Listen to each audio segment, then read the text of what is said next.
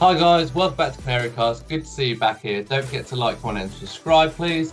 Me and Jake are about to discuss the what seems like impending signing of Dimitrios Giannoulis from PAOK in Greece. He's a left back. Jacob, I'm pretty excited about this one. He seems to have a certain pedigree about him. Yeah, I think everyone's excited. You see Michael Bailey say excellent pedigree.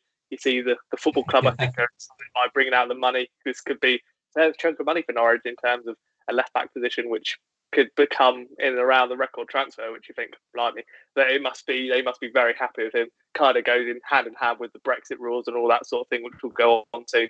But yeah, all in all, it's like we're going to go on to. It's hard to get excited about rumours, but this one does look, like he could be a proper fine from Stuart Webber. For a bit of context, it's a loan fee until the end of the season with a 500k fee, and then an obligation to buy if we're promoted for around 7.5, we believe.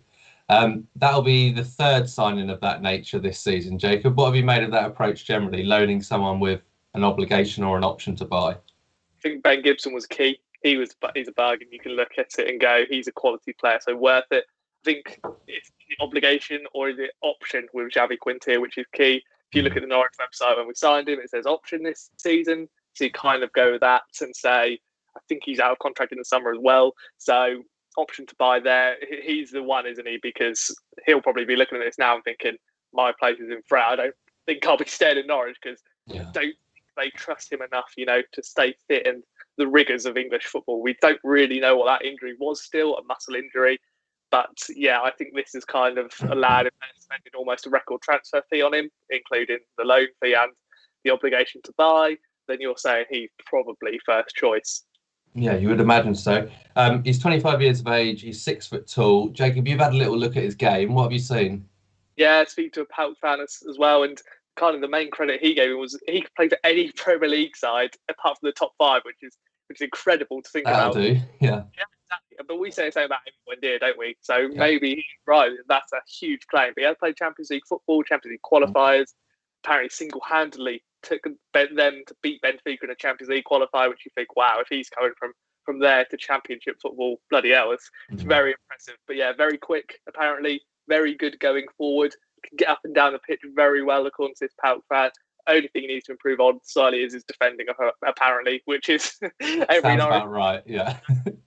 Attack anyway. So yeah, he looks like he's got a couple of things that Quintelia doesn't, along with Quintelia's qualities of crossing the ball in. I think he's just a little bit quicker, a little bit taller, maybe a little bit stronger. You mentioned the Champions League games he's played in. He won the Greek Cup in 2017, the Greek Double in 2019. He's got 11 Greece caps, which you would imagine is the main reason he's been able to get a work permit, or they think if they can get a work permit. The scope in which we're recruiting players has changed quite a bit because of these Brexit rules. But it's quite interesting to see this different approach, isn't it? Because, we don't normally sign a player from the Greek Super League. And to be fair, I think Newcastle were linked with him. We've seen other Premier League clubs linked with him before. And Liverpool went and got Olympiakos' Shamikas, who actually, this lad, is in front of him in the Greek team. So this could be very interesting to see what the quality is there. I'm looking forward to it. But like you say, it's still a subtle approach because, let's be fair, we've not heard of him before. If you're looking at it and being lazy, we've had to do research on him still, which is great. But like you say, the money is starting to go up now, isn't it? Which is fine when you're kind of battling for promotion. But we'll see in the future that if Norwich begin to struggle in any way, shape or form in the Championship, there'll be a lot of more British-based players, won't it? Because it's just half of our team would not be where they are now with us with these new rules, unfortunately.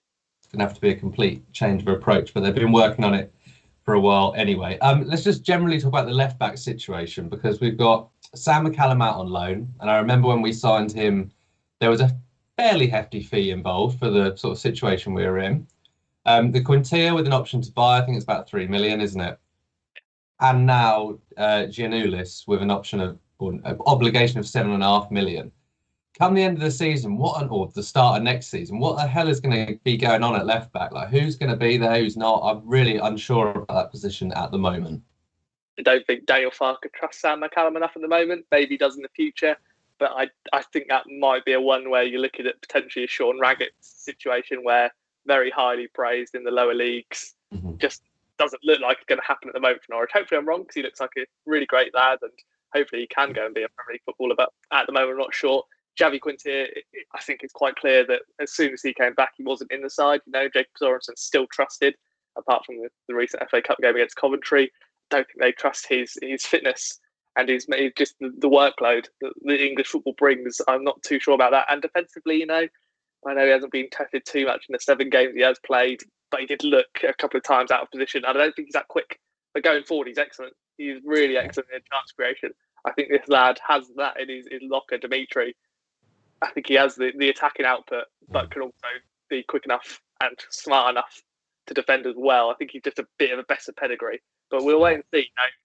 He looks like a very exciting player, though. I wonder if the club went for Giannoulis in the summer and he wasn't so keen, and now we're top of the league. They've tried again, and Quinter was maybe the backup option. I don't know. I'm speculating. See the quotes as well. Like Giannoulis wants to play Premier League football. And you think, let's be fair to the lad. He's not coming here because it's Norwich, is he? He's coming here. He's ambitious, wants to play Premier League football, and you never know. In a couple of years, he could be going on and being any of the Ben Godfreys, for example, that just go for stupid money. That's what he'll be hoping for. So, just to finish on, can you see this one happening? Personally, I think it will happen. I'm getting quite excited. Press on the Greek end seem to think it's done.